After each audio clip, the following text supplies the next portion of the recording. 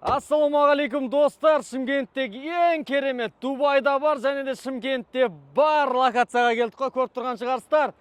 Алдымызда тұрған аппақ керемет приора қалада шулатып, өзгелердің назарын алып, абеке бір обзорға 707 жау деген бір приора бар еді, соны алшы деген екен, мінекей арнайы сіздер үшін алып келдік. Несі бар, не салынған, қай жағымен қызықтырады, жалпы соның бәрін айтатын боламыз. Қарап тұрғандарыңыздай әдемі фара. Біріншіден көп машиналарға келем ғой. Приора болсын, Гранта, Веста, моторының дауысы, гидригінің дауысы сақ еткізіп, мазаны алып, не айтып атқанды ұмыттырып жібереді да. Бұда ешқандай звук жоқ. Мен петличкін қойып та, бұлай да көріп атырмын. Есі менің ойымша моторын майын уақытылы ауыстырып, антифриздерін четкий қылып қарайтын сияқты. Енді қолымды от души былай қойып атырмын, былай істеп атырмын. Неге? Себебі бұған өзгеше пленка ұрылған екен. В общем, неге пленка ұрасыздар? Жаңадан көлік алатын болсаңыздар, сіздерге лайфхак дейміз ба, жалпы білмеймін. В общем, пайдасы бар ғой. Капотқа пленка, крылоға пленка ұратын болсаңыздар, алдарыңызда келе жатқан КамАЗдың немесе өзге брезговигі жоқ машиналар өте көп қой қазір. Солардың тастары сіздерге ұшуы мүмкін. Сол себептен де тас красканың бояуын оңдырмайтын және де сырғызбайтын пленканы ұруды сіздерге ұсынамын. Жалпы айтатын болса, красавчик. Фарасы заводской, ешкімге зияны жоқ. Ішінде тұрғаны ксенон, билет демек қойын, енді өздеріңіз тауып ала бересіздер ғой. Аппақ лампочка салып қойған ғой, ешкімде жоқ, аппақ лампочка салып қойған. Алдынан қарағанда стоковый, жанынан қарағанда стоковый болып тұр бұл машина. Лобовойы тонировка деп ойлап қалмаңыздар. Лобовойы өзі күйдірілген лобовой күннен сақтау үшін арналған.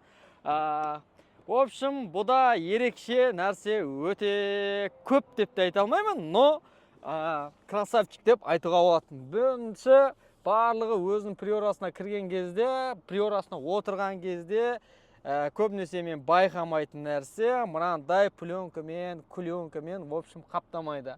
Бұл не үшін? Енді полировка жасай бермейсің, сырла бермейді, сол себептен де әдемілеп бұрындап пленка ұрған болатын.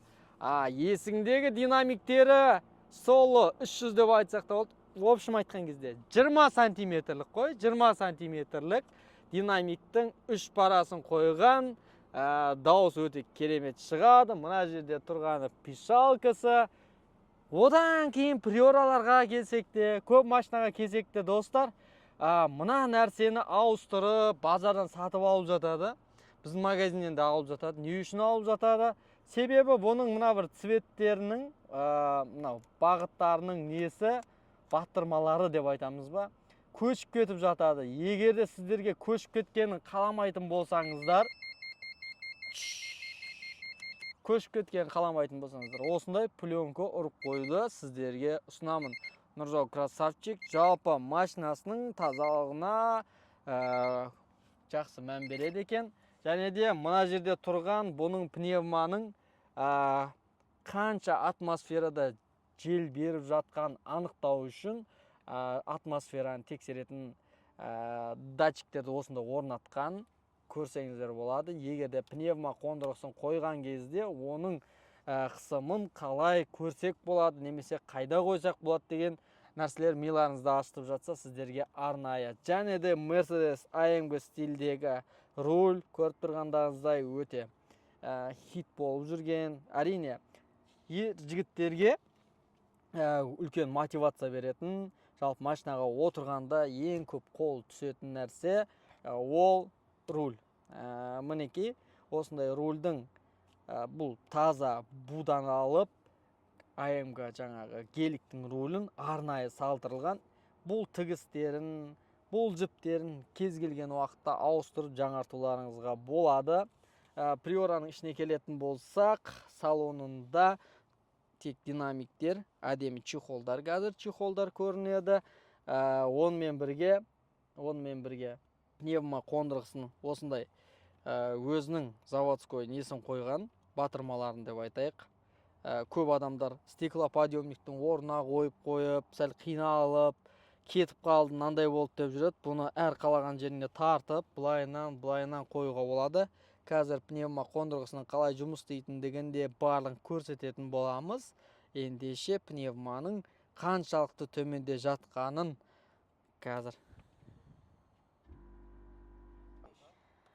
қазір оталдырып, қоттап жүргізіп көрейік. Қалай көрінетінін сіздер де тамашалаңыздар.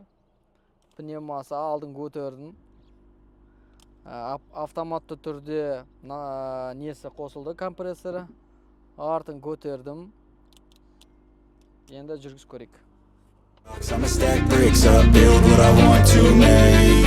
Yo, I got a lot of shit to say, so I'ma do this every day. I'll be writing things until I'm fucking buried in my grave. 6 feet. YouTube-қа түсіп жатырмын деп, кейде еркін уақыт бар деп, кейде өтірікті айтып жіберіп жатырмын. Енді ренжімейсіздер. Жалпы достар, бұл Приорада тұрған Атика, Камрики деп, білмеймін ана жерде алдында Камри тұрғанға мен Камри елестетіп, Титанкын өзін шатастырып жібердім. Бұл жерде Атика, размері 165-45, 16-лық размердегі. Егерде кімдегім қондырғы қоятын болса, оң қандай баллон салсам екен, қандай Титанк қойсам екен деген ой туындаса, мінекей осындай қылып салып алуларыңызға болады. Есіктеріне келсек, крылосы барлығы чоткий өзінің орнында тұр. Бір машиналарда қарасақ, крылосы былайынан шығып кеткен, арасының узоры мынандай екі саусақ сүйіп кететін болып тұрады. Бұда ондай жоқ, узорымен бірге. Және де бар нәрсесін қазір ғана сіздермен бірдей эфирде ғана көріп жатырмын.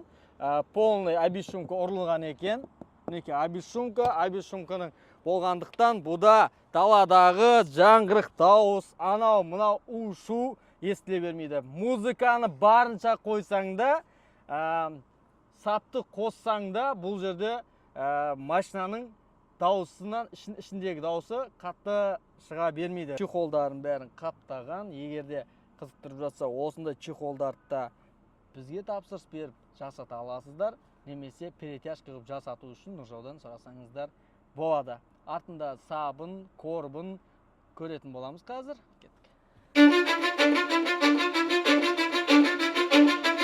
Cause I don't give a fuck what you say. Yeah, I'ma do shit my way. So you can go kick rocks. Бұл ладаға қанша ақша салсаң да сала берші дейтін нәрсе ғой. Тем более Приора қанша салсаң да көрінбей қалуы да мүмкін. Мүмкін дегенше көрінетін жерлерін сіздерге көрсеттім. Соны айта кетейік. Көлік сәндеуден шаршамаңыздар. Кеттік. Моторынан гидриктің дауысы шықпайтындығын, заводской екендігін, және де аккумулятор сыз жүретіндігін байқадым. Кім көрген аккумулятор сыз жүретін Приораны? Егерде көрмей жатсаңыздар, сіздерге ұсынамын, пожалуйста, тоқтатып алып көре беріңіздер. Ал достар, толықтай машинаны көріп шықтық, айдап та көрдік, жүрісін де көрдік. Өзіне лайықты 2014 жылғы Приора болса да, керекті нәрселерін ғана жасаған. Әрине, керек нәрсе қазіргі уақытта көліктің сыртқы состояниясы, дөңгелегі, кузовын сақтап қойған әдемілеп, және де өзіне лайықты музыкасын қойған. В общем, бағасы қанша болды, қанша ақша салынды екен, неге айтпады?